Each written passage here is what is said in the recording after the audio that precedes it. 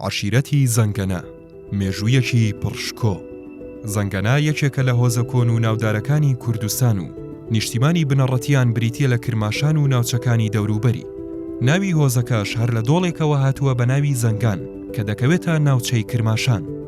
هەروەک ئەم هۆزە لە ناوچە جیاجیەکان بە شێوەزارە جیاوازەکانی وەک هەورامی، لەکی، زەنگەنەیی، کەلهوڕی و سۆرانی دەدوێن. بە گوێرەی هەندێک سەرچاوە ئەم هۆزە چەندین ساڵ لە ناوچەی کرماشان خاوەن میرنشینی تایبەت بە خۆیان بوون.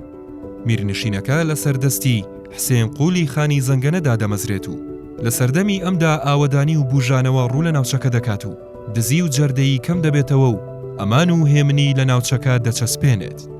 میرنشینەکە تا ئەو کاتە بەردەوام دەبێت کە لە ساڵی 1953 کەریمخانی زەند دەست بەسەر ناوچەی کرماشاندا دەگرێت.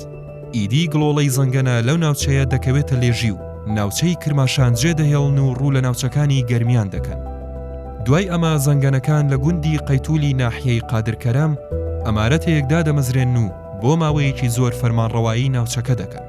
هاوکات عشیرەتەکە بەهۆی چالاکی بوێرانەوە لە ڕیزی بزوتنەوە ئازادی خوازەکانی کوردستاندا لە ساڵانی هەشتاکان لەلایەن ڕژێمی بەعسەوە ڕوبەڕووی ئەنفال و ڕاگواستن و ئاوارەیی بوونەوە. ئێستاش ڕۆڵەکانی عشیرەتی زەنگەنە لە ناوچەکانی کەرکووک و ئاوەسپی و کفری و کەلار بڵاو بوونەتەوە و لە پەیوەندی خزمایەتی و هاریکاریدان لەگەڵ هۆز و عشیرەتەکانی دیکەی ناوچەکە.